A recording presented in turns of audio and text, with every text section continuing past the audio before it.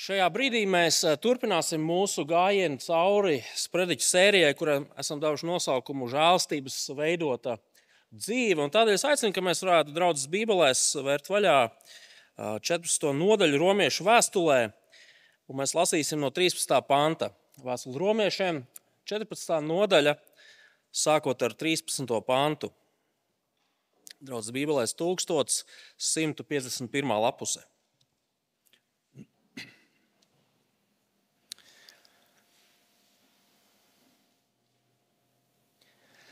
Tādēļ netiesāsim vairs cits citu, bet labāk apņemieties nelikt brālim ceļā šķēršļus vai būt viņam par piedauzību. Es zinu un esmu pārliecināts Kungā Jēzū, ka nekas nav nešķīsts pats par sevi. Vienīgi tam, kas uzskata kaut ko par nešķīstu, tas tāds arī ir. Ja tavs brālis kāda ēdiena dēļ ir apbēdināts, tad tu vairs nedzīvo mīlestībā. Savu ēdienu dēļ nepazudini to, par ko Kristus ir miris. Lai tas, ko esat atzinuši par labu, netiek zaimots. Jo ne ēdiens un dzēriens ir Dieva valstība, bet taisnība, miers un prieks svētajā garā. Kas šajās lietās kalpo Kristum, tas Dievam ir tīkams un pie cilvēkiem cieņā. Tad nu dzīsimies pēc miera un pēc tā, lai varētu celt cits citu. Neposti Dieva darbu ēdiena dēļ.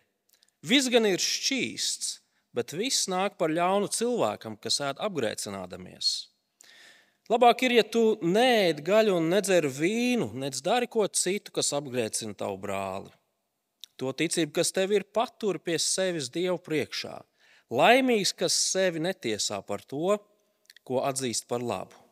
Bet, ja kāds šaubās un tomēr ēd, tāds jau ir nosodīts, jo nedara to ticībā. Viss, kas nav darīts ticībā, ir grēks. Tas ir Dieva vārds šai dienai. Amen. Pirms mēs pārdomājam šīs dienas raksturvietu, lūgsim, lai Dievs arī mums palīdz viņa vārdu saprast. Tēvs, mēs tev pateicamies par tavu vārdu. Mēs pateicamies, ka tavs vārds ir kā gaisma mūsu ceļiem. Tas atveldzē mūsu dvēseli, tas dāvā mums gudrību un izpratni. Un tādēļ mēs lūdzam šajā pēcpusdienā, lai mūsu acis būtu redzīgas un sirds mīksta tavu vārdu pieņemt. Palīdzi man runāt skaidri, bet pats galvenais uzticīgi tam, ko tu caur savu vārdu savai draudzē māci. Amen. Draugi, sāksim ar vienkāršu jautājumu. No kā jūs būtu gatavi atteikties, ja jūs zināt, ka tas nāk par labu citam cilvēkam? Jaunie vecāki ir gatavi atteikties no mierīga nakts miera, lai celtos un mainītu pampers un barotu savu jaundzimušo, jo viņi zina, ka tas mazulim nāk par labu. Tas palīdz viņam augt stipram un veselam. Viens draugs varbūt ir gatavs atteikties no savas ilgi gaidītās brīvdienas, lai kādam citam savam draugam palīdzētu pārvākties uz citu dzīvesvietu.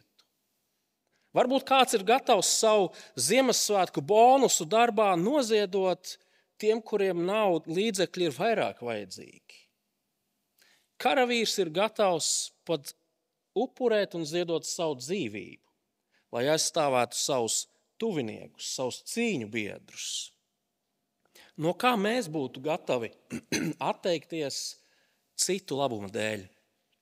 Šo jautājumu mēs īstenībā varam šajā dienā uzdot pat vēl konkrētāk. No kā mēs kā kristieši būtu gatavi atteikties, ja mēs zinātu, ka tas, no kā mēs atsakamies, nāks par labu citiem brāļiem un māsām, kas mums ir līdzās.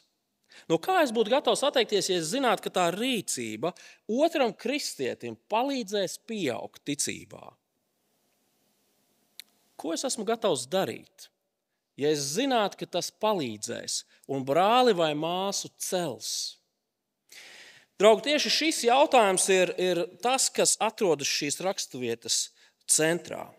Nodaļas sākumā Pāvils 14. nodaļas sākumā Pāvils runāja par to, ka Kristū mums visiem, Dieva ļaudīm, ir dota milzīga brīvība tajā, kā mēs šo savu ticību demonstrējam Dievam par godu, pateicoties viņām.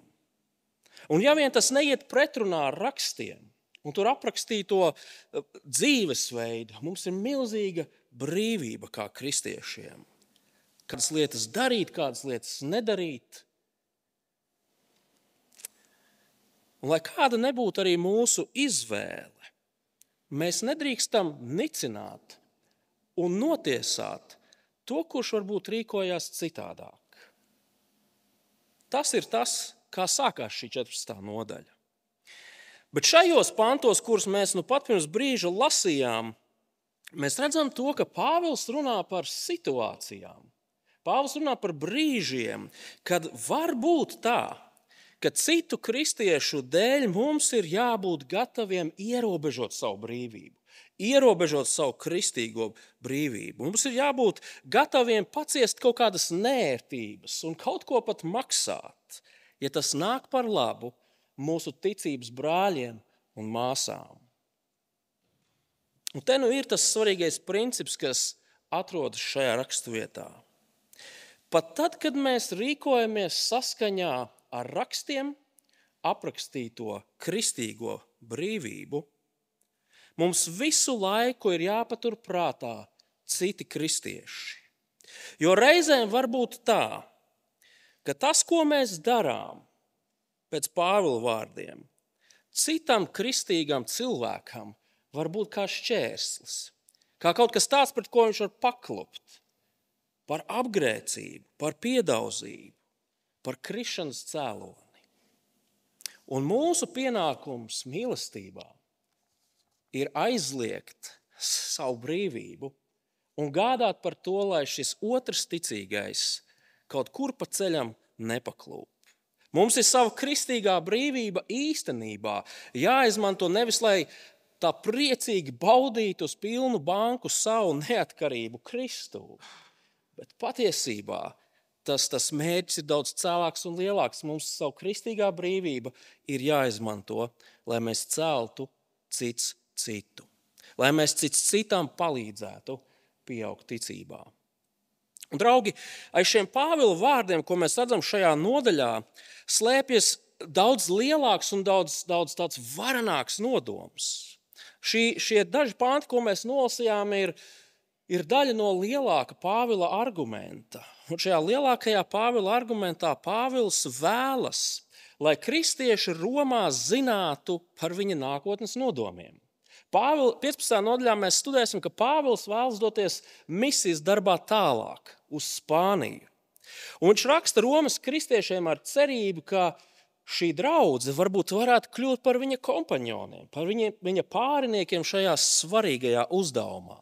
Evaņģēlija vēsti nest uz vietu, kur evaņģēlijs vēl nav izskanējis. Bet neviena misija nevar pastāvēt, ja tas fokus nav vērsts uz citiem pareizi. Ja fokus ir vērsts tikai uz sevi, tad par kādu iešanu pie citiem gan var būt runa. Jo kā nekā tieši šādi skatoties uz citiem, taču vislabāk un visskaidrāk izpaužas tas, ka mēs sekojam un kalpojam kungam, Jēzum Kristum, kurš skatījās uz citiem, kurš citu dēļ atdeva tik daudz. Kristus parādītā žēlastība mums māca savas kristīgās brīvības ierobežošanu, ja nepieciešams, citu labuma, citu drošības, citu ticības izaugsmes un celšanas dēļ. Kristus žēlastība, ja gribat, mums māca būt redzīgākiem pret tiem cilvēkiem, kas ir mūsu dzīvē un kas sēž mums līdzās baznīcas solos. Tad aplūkosim šo svarīgo principu nedaudz tuvāk un mēģināsim saprast, kā tas attiecas uz mums 21. gadsimta draudzi Rīgā. Mūsu priekšā esošie panti, viņi veido tādu, tā kā mēs varētu teikt, hamburgerīti. 2 maizītes un gaļiņa pa vidu. Un tās maizītes ir 14. nodaļas 13. līdz 16. pants, un tad 19. līdz 23. pants. Un šajās maizītes daļās Pāvils kristiešus mudina ierobežot savu kristīgo brīvību, lai neliktu šķēršļus ceļā citiem brāļiem un māsām. Un tā vietā, šķēršļu likšanas vietā, ir jāgādā par to, lai tas otrs tiktu celts. Tās ir tās maizītes. Un tad pa vidu tā gaļiņas daļa, 14. nodaļas 17. 18. pants, Pāvils runā par to svarīgo lielo iemeslu. Nu, kāpēc? Kāpēc tas ir tik svarīgi un nepieciešami? Tad sāksim ar to maizīti. Ierobežo savu kristīgo brīvību citu dēļ. Vēlreiz nolasīsim no 13. panta. Tādēļ netiesāsim vairs cits citu, bet labāk apņemsimies nelikt brālim ceļā šķēršļus vai būt viņam par piedauzību. Es zinu un esmu pārliecināts kungā Jēzu, ka nekas nav nešķīsts pats par sevi. Vienīgi tām, kas uzskata kaut ko par nešķīstu, tas tāds arī ir. Ja tavs brālis kāda ēdiena dēļ ir apbēdināts, tad tu vairs nedzīvo mīlestībā.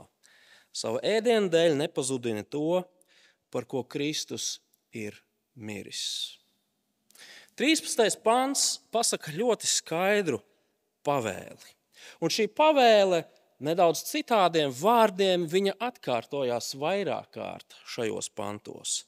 Apņemieties nelikt brālim ceļā šķēršļus vai būt viņam par piedauzību. Vai, piemēram, 20. pants, neposti Dieva darbu ēdiena dēļ.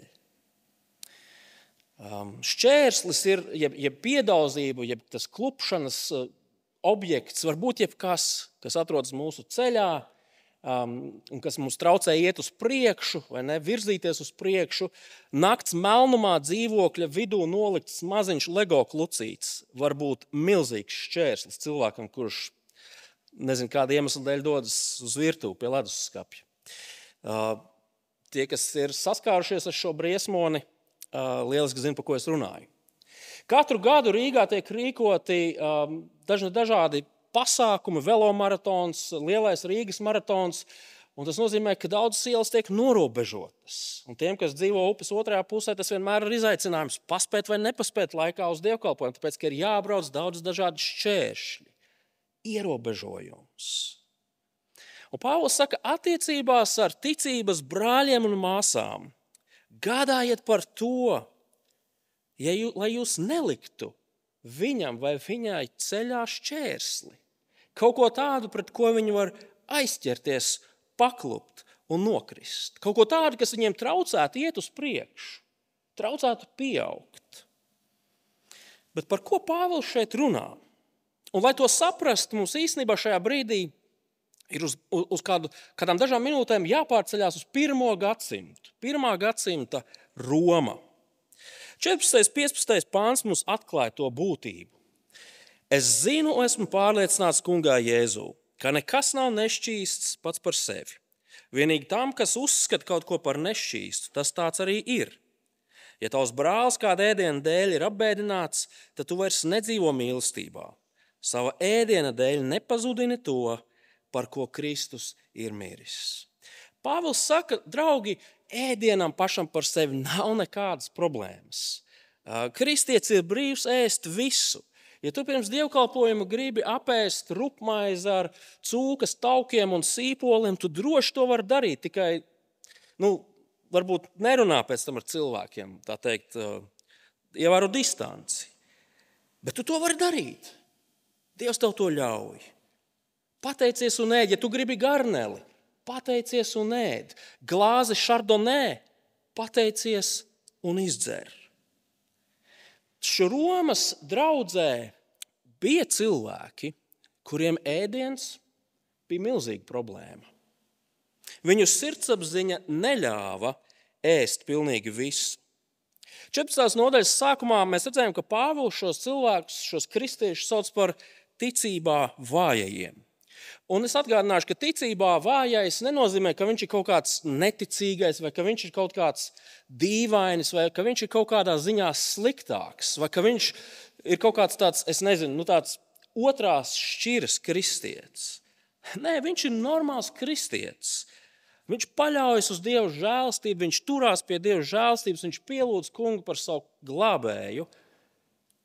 Bet viņa vājums slēpjas tajā, ka viņa sirdsapziņa kaut kādās noteiktās situācijās neļauj viņam darīt kādas lietas, kuras Dieva vārds īstenībā mierīgi atļauj. Un Romas draudzē, šis ir tas vēsturiskais konteksts, bija jūdu izcelsmes kristieši, kuri joprojām pieturējās pie noteiktiem ēšanas ierobežojumiem, kuri pieturējās pie dažādu dienu ievērošanas. Viņi to nedarīja tādēļ, ka viņi uzskatīja, ka šādā veidā mēs tā kā ceļu bruģējam uz glābšanu, uz debesīm. Nē.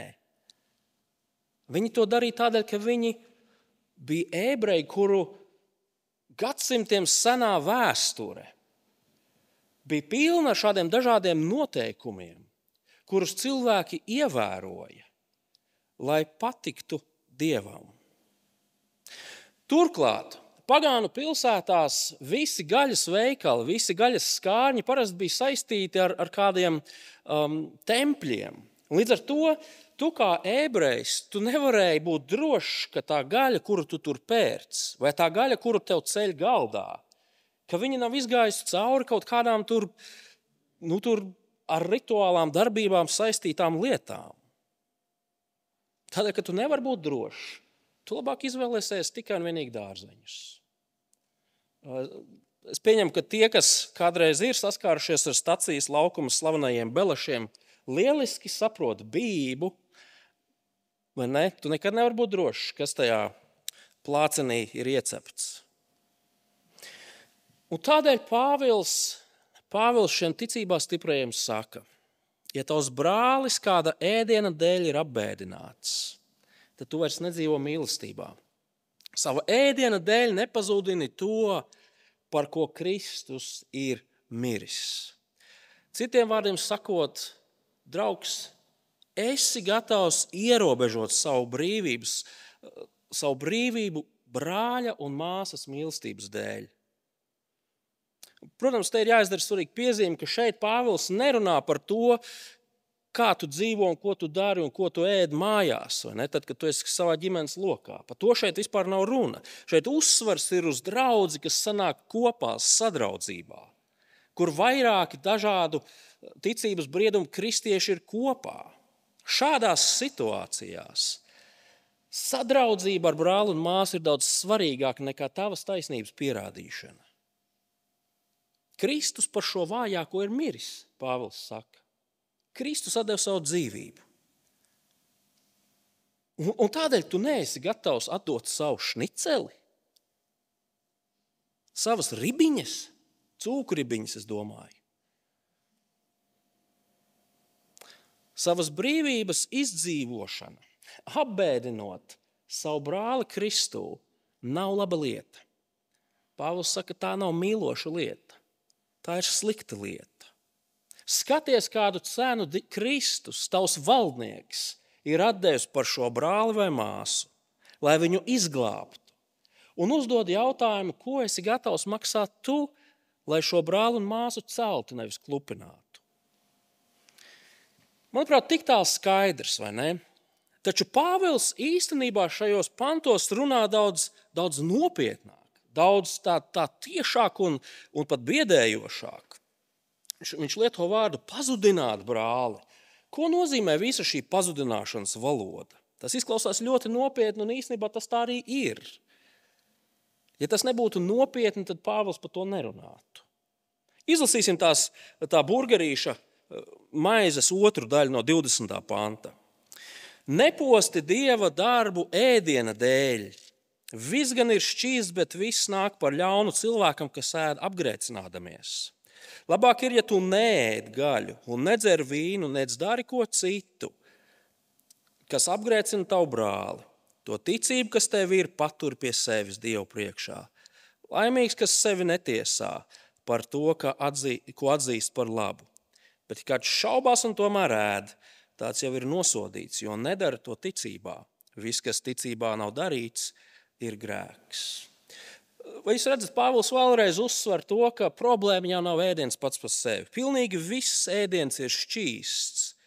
Ticībā stiprie ēzdami gaļu vai ko nu viņi tur ēd, viņi nedara neko sliktu un ir svarīgi, ka tie ticībā stiprie to dzird. Dievu priekšā tu esi brīvs un viss ir kārtībā. Pateicies un baudi to, ko Dievs tev ir ļāvis nopelnīt. Bet ir kristieši, kuri ēdot gaļu, apgrēcinātos. Kā to saprast? Vienkārši. Viņu sirdsapziņa šaubās par to, vai šīs lietas darīšana ir laba un pareiza. Ja tu ēd, domādams, ka tas ir grēks, ko tu tagad dari, tad priekš tevis tas arī ir grēks. Ja tev liekas, ka kādas lietas darīšana ir slikta Dieva priekšā, un tu to izdari, tad tu grēko. Pat ja objektīvi Dieva vārds šo tavu rīcību nenosoda, priekš sevis tu rīkojies tā, it kā tu grēkot. Un tava sirdsapziņa tevi nosoda, viņa tevi apsūdz, viņa tev neliek mieru. Un tieši tādēļ Pāvils tik nopietni mudina ticībās stipros Romas kristiešus ierobežot savu brīvību, lai šos ticībā vājos neklupinātu, lai nespiestu viņiem darīt lietas, kuras viņi nav pārliecināti, vai viņiem tās vajadzētu darīt. Gādā par to, lai tas otrs, kurš nāk no jūdu izcelsmes, kurš ir uzaudzis noteiktā kontekstā ar noteiktām lietām, lai viņš neizjūt spiedienu darīt to, pret ko viņa sirdsapziņa iestājas. Un mēs saprotam, kā tas strādā pareizi. Jo grēka sajūta, viņa ir kā tāda smaga nasta. Un ja šī nasta netiek no mums paņemta nost, tā kristietim traucē augt. Tā kristietim traucē ar prieku pagodināt Dievu, pateikties Dievam. Tā kristieti nospiež, tā kristietim neļauj pieaugt. Un reizēm var pat gadīties tā, ka lai atbrīvotos no šīs tās smaguma sajūtas, mēs kaut kā mākslīgi sākam to sirdsapziņu klusināt. Bet arī tas nav labi. Jo šādi rīkojoties, mēs īstenībā kaut kā neapzināti, bet mēs mācāmies ignorēt. Ignorēt un nepaklausīt. Un mazināt grēka nodarījumu. Tas ir tas vēsturiskais konteksts, un tas ir tas, kādēļ Pāvils tik ļoti stingri runā par šo 14. nodaļas aprakstīto principu. Un kaut kādā ziņā mēs varētu teikt, mēs dzīvojot Rīgā 21. gadsimtā, mēs jau nesaskaramies tik ļoti ar ebreju izcelsmes kristiešiem, vai varbūt musulmaņu, vai ne, tiem arābu zemju kristiešiem, vai varbūt tās kādu, kurš visu dzīvi bijis hinduismu reliģijā, un tagad viņš ir kļuvis par kristieti. Ja mums darbs saistītos ar šādiem cilvēkiem, tad mēs šo principu saprast, kā tas strādā pareizi. Tādēļ varbūt jautājums, bet kā tas attiecās uz mums, kuri šķietami nav saistīti ar šīm lietām? Bet, manuprāt, šis princips, ka mums ir jābūt gataviem ierobežot savu kristīgo brīvību citu kristiešu, ticībā vājo kristiešu dēļ, viņš patiesībā ir ļoti universāls princips. Viņš attiecās uz visiem laikiem, uz visiem gadsimtiem. Un arī uz mums, uz mūsu draudus šeit un arī mums kā kristiešiem. Mēs, piemēram, to varam attiecināt situācijās, kad saskaramies ar jauniem kristiešiem. Vai varbūt ar kristiešiem, kuriem ir ļoti jūtīga sirdsapziņa. Un bieži vien jauns kristietis un ļoti jūtīga sirdsapziņa, viņi tā kā iet kopā. Es nezinu, vai tas ir bijis jūsu gadījums, bet tas katrā gadījumā bija mans stāsts. Zaļš kristietis ļoti jūtīgs pret daudzām lietām. Jauns kristietis, viņš ir tik ļoti pateicīgs par Dieva žēlastību, ko ir saņēmis.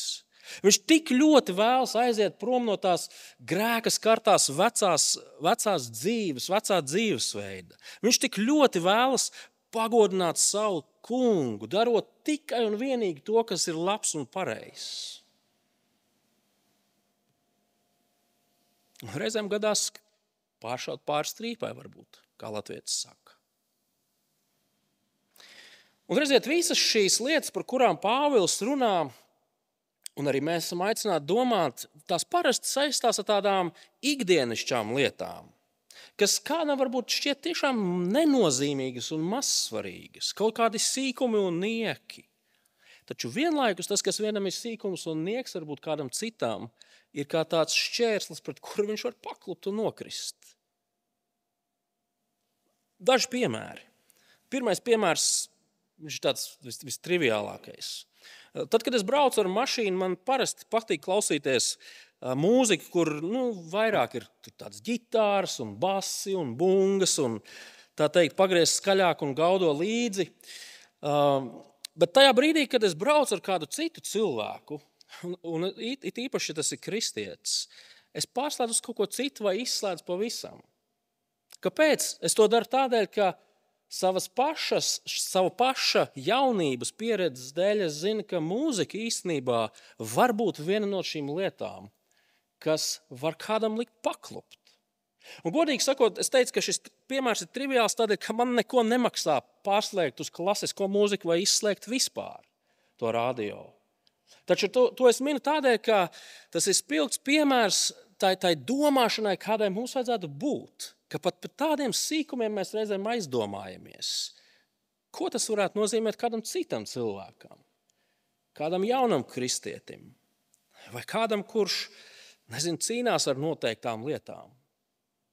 Daudz labāks piemērs ir šis. Es pazīstu kādu mācītāju, kurš vairākus gadus kalpoja draudzē, kurā bija pilnīgi aizliegta jebkāda veida alkohola lietošana. Arī vakarēdienā viņi lietoja tikai un vienīgi vīnogas sulu. Un šis mācītājs, viņa pārliecība viņam ļāva lietot alkoholu, bet viņš sākot darbu šajā kalpošanā, šajā draudzē, viņš apņēmās nelietot alkoholu vispār. Arī tad, kad viņš nav kopā ar draudzes locekļiem, arī tad, kad viņš ir viens ar ģimeni vai kaut kur ceļojumā, viņš vispār to nelietoja. Kāpēc? Lai nebūtu par klupšanas akmeni brāļiem un māsām. Lai neabēdinātu kādu, kurš uz šiem jautājumiem skatās citādāk. Vai vēl viens piemērs, slavenais 19. gadsimta Ķīnas misionārs Hudsons Taylors. Viņš bija radikāls vecis. Ja jums patīk tāds biogrāfijas, noteikti palasiet. Tā ir laba lasāmviela. Bet viņš gāja tik tālu, viņš ģērbās kā ķīnietis, viņš centās dzīvot kā ķīnietis, viņš ēda kā ķīnietis, viņš maksimāli centās, ja gribat, kļūt par ķīnieti. Kāpēc? Lai maksimāli noņemtu jebkādus iespējamos šķēršļus tam, lai viņa tie līdzcilvēki vai jaunie kristieši nepakluptu pie viņa rietumnieciskās kristīgās izpratnes. Labāk ir, ja tu neēd gaļu un nedzer vīnu, nec dari ko citu, kas apgrēcina tavu brāli. Draugi, tīpaši tie, kas mūsu vidū sevi pieskaita ticībās stiprajiem, Dieva vārda novilkto robežu ietvarā mums ir dota milzīga brīvība. Attiecībā uz to, ko ēst, ko dzert, ko vilkt mugurā, ko darīt, ko nedarīt, kur braukt, ko klausīties, un tā tālāk un tā joprojām. Bet mums vienmēr ir jābūt jūtīgiem, dzirdīgiem, redzīgiem pret tiem ticības biedriem, kas mums ir līdzās. Jo reizēm var būt tādas situācijas, kur ir daudz svarīgāk būt pazemīgiem un mīlošiem un tā teikt, nedarīt kādas lietas, nekā turēties pie savas taisnības, varbūt pat objektīvi rakstos pamatotās pierādīšanas. Jo mēs esam aicināti mīlēt cits citu, celt cits citu. Pie viena es gribēju piebilst to, ka šī lieta, tas, ko Pāvils šeit māca, nenozīmē to, ka tagad draudzē ir jāvalda ticībā vājo diktatūrai. Nē, atceramies, kā sākās 14. nodaļa. 14. nodaļas pirmajā pusē Pāvils uzrunāja abas divas puses. Ticībā stiprajiem viņš teica, jūs nesmīkņājiet un neniciniet tos, kas neēd. Bet ticībā vājiem viņš teica, jūs netiesājiet tos, kas ēd. Patiesībā būt par ticībā vājo, tādā ilgtermiņa skatījumā, īstenībā nav labi.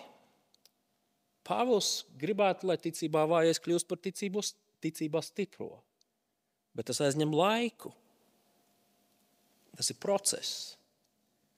Un šajā augšanas procesā netiesājiet cits citu, neniciniet cits citu, tā vietā mīliet cits citu un cits citu ceļiet.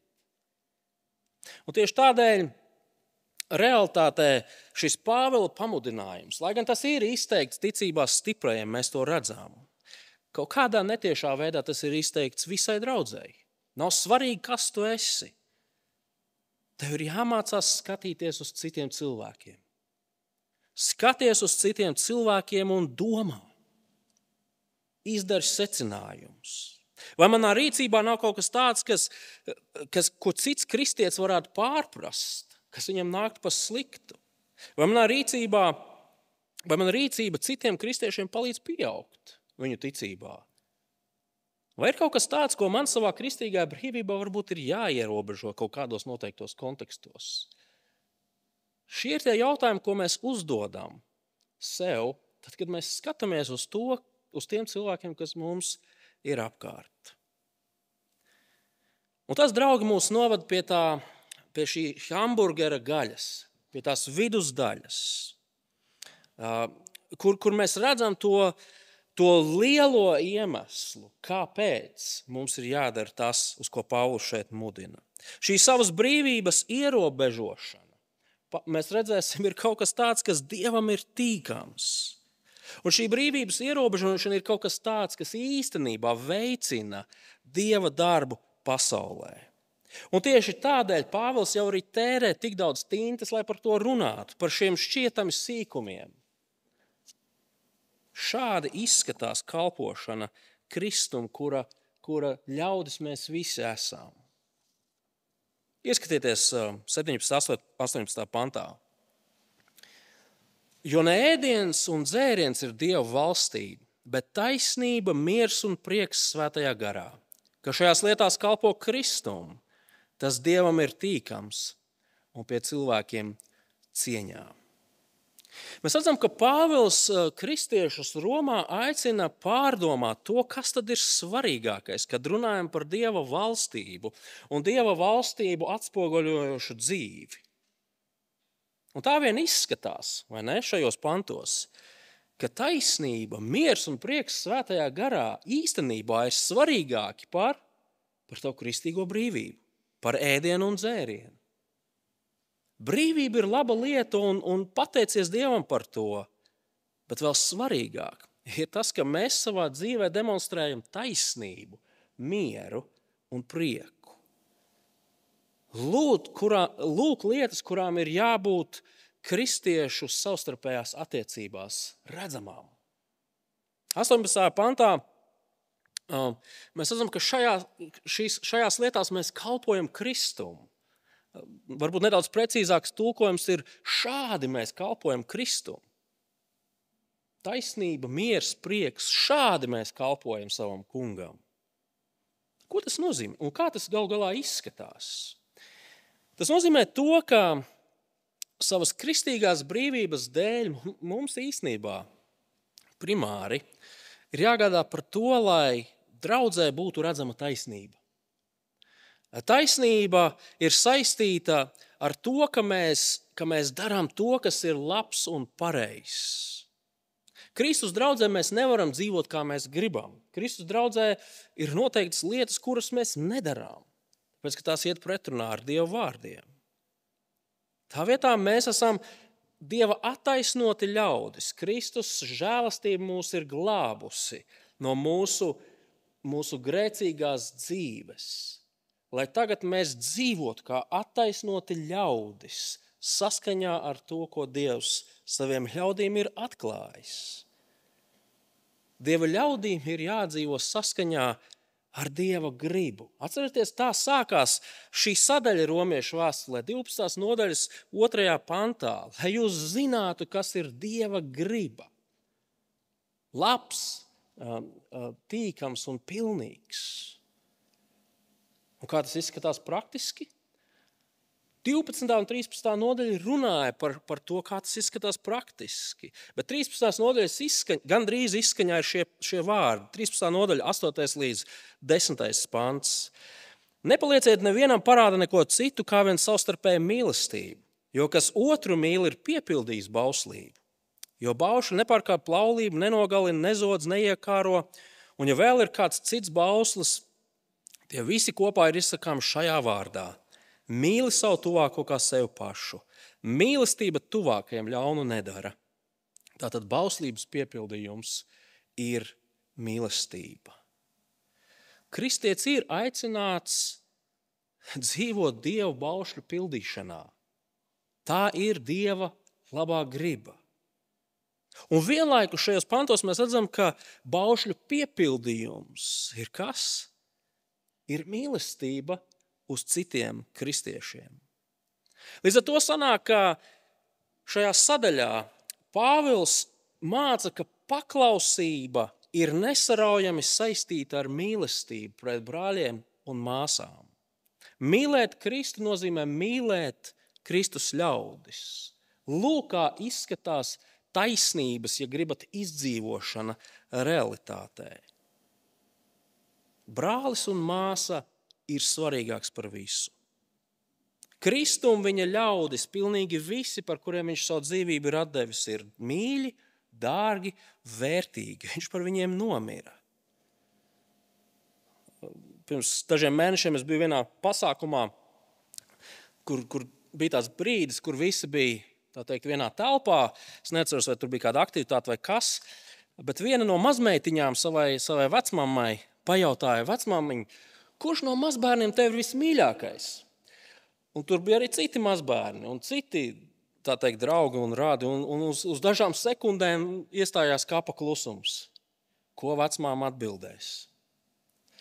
Draugi, Dievam pilnīgi visi viņa ļaudis, par kuriem Kristus ir atdevis savu dzīvību, ir ārkārtīgi mīļi. Dievam nav favorītu, Dievam nav mīļāko vai mazāk mīļo kristiešu. Neapbēdini savu brāli. Pat ja tev brāļa mīlestības dēļ ir jāatsakās no sava, piedošana atkal, sulīgā steika, un tā vietā jāēd bļoda ar spinātiem un saulespuķu sēklām, tas nekas, tas ir pilnīgs sīkums salīdzinājumā. Mēs kalpojam Kristum, un to darot mēs demonstrējam taisnību, kas izpaužās brāļu un māsu mīlestībā. Bet mēs to darām arī gādājot par mieru. Lai būtu miers, manuprāt, mums visiem ir jāiemācās un jābūt gataviem mazāk teikt: es drīkstu, man ir atļauts, man ir tiesības. Draugo, jūs nepiekrītat, ka tik daudz konfliktus, strīdus, pārpratumus mēs varētu novērst tikai tad, ja cilvēki novērstu skatienu no sevis. Un tā vietā īstenībā vairāk skatītos uz citiem. Novērst skatienu uz savām tiesībām, savām vajadzībām. Un tā vietā vairāk laiku veltītu, lai domātu par citu iespējām, to, kur citi atrodas, citu vajadzībām. Un iedomājieties, ja šādi dzīvo daudzi cilvēki, kas ir vienkopus. Viņu starpā būs miers. Un visbeidzot prieks. Viena lieta ir darīt lietas pienākuma dēļ. Draugi, reizēm mēs vienkārši darām lietas pienākumu dēļ. Un tas ir labi, un tas ir pareizi.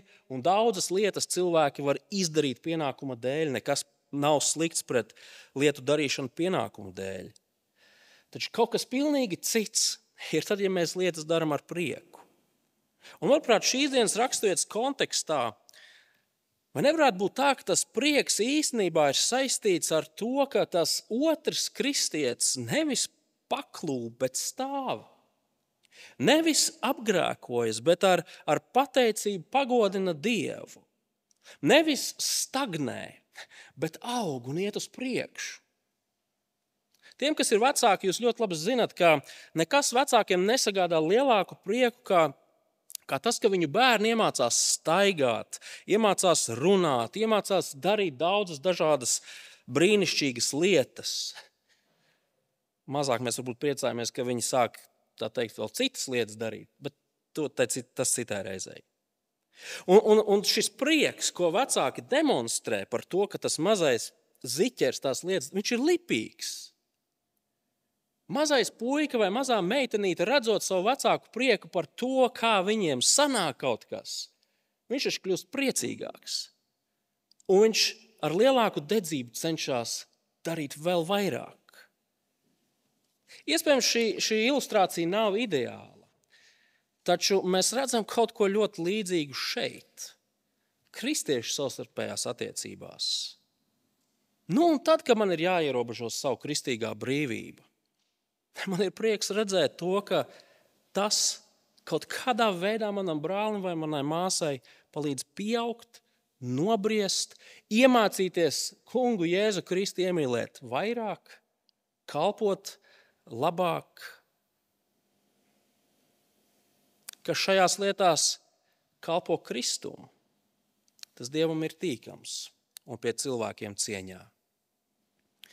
Kalpošana Kristum notiek tad, kad mūsu savstarpējās attiecībās mēs esam gatavi ierobežot savu kristīgo brīvību, ko Dievs mums ļauj, lai tā vietā veicinātu taisnības, miera un prieka pastāvēšanu. Un šāda kalpošana, jeb dzīve, Pāvils saka, ir Dievam tīkama. Šāda kristīga dzīve pagodina Dievu.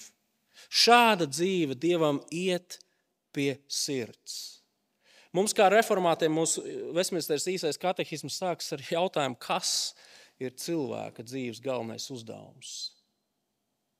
Pagodināt Dievu. Pagodināt Dievu ar to, kā mēs savā starpā viens pret otru izturamies. Kādā veidā mēs to darām? Mēs to darām gādājot par to, lai mūsu starpā varētu redzēt taisnību. Dieva gribas izdzīvošanu, kas ir kopsavilkuma veidā citu mīlēšana. Lai mūsu vidū ir miers un prieks. Bet tad ir vēl viena svarīga frāze, ko Pāvils piemin šī teikuma pašās beigās. Un šī frāze lieliski saskana ar to, ko Pāvils vispār grib panākt šajā vēstulē. Tas būs arī pie cilvēkiem cieņā. Vārdu būt cieņā, šo grieķu valodas vārdu dokimos, daudz labāk īstenībā ir tulkot tāds, kas ir pārbaudīts un atzīsts par īstu. Pārbaudīts un atzīts par īstu. Ko tas nozīmē? Pāvils saka, cilvēks, kurš ierobežo savu brīvību tādēļ, lai būtu taisnība, miers un prieks, viņš ir īstais. Un citi to redzēs. Skatoties uz šo cilvēku, mēs teiksim, jā, viņš dzīvo saskaņā ar to, ko viņš māca. Viņa vārdi saskan ar viņa darbiem. Un tas ir ārkārtīgi svarīgi, jo iedomājieties draudzi, kas sludina taisnošanu, žēlastībā, mieru ar Dievu, cerību un prieku. Bet tad mēs pavērojam šo draudzi, un mēs redzam, ka tur nav savstarpējās mīlestības. Tur notiek visādi ķīviņi par to, kuram ir taisnība un kuram nav taisnība visādos mazsvarīgos jautājumos. Prieka vietā tur ir bubināšana, burkšķēšana, aprunāšana un kaut kāda tāda klusa sačukstēšanās aiz muguras. Mēs varētu teikt, ka šajā gadījumā attēls nesaskan ar skaņu. Bilde un skaņa neiet kopā. Tā nedrīkst būt. Jo Dieva žēlstības darbs mūs visus ir padarījis par Dieva ļaudīm. Un Kristus ļaudīm šeit uz zemes ir jādzīvo savam kungam. Un viens no vislabākajiem un tiešākajiem veidiem, kā mēs dzīvojam savam kungam, ir ar pareizu attieksmi pret citiem Dieva ļaudīm, pret saviem ticības brāļiem un māsām. Žēlastība, ko Dievs mums ir dāvājis, mūs māca raudzīties uz citiem un gādāt par to, lai mūsu brāļi un māsas pieaug ticībā. Draugi, kopsavilkumam, šīs dienas raksturvietā Pāvils mūs mudina citu kristiešu celšanas labad, ierobežot savu brīvību. Bet aiz šī mudinājuma mums ir jāierauga, ka tur atrodas kas ārkārtīgi liels un svarīgs. Proti mūsu lielā misija šajā pasaulē. Ja mēs vēlamies būt draudze, kas izdzīvo savu aicinājumu. Mums ir jābūt gataviem maksāt, lai aizsniegtu zudušos. Mums ir jābūt gataviem ierobežot kaut kādas savas, privilēģijas un brīvības, lai celtu ticībā vājos un jaunos un nenobriedušos.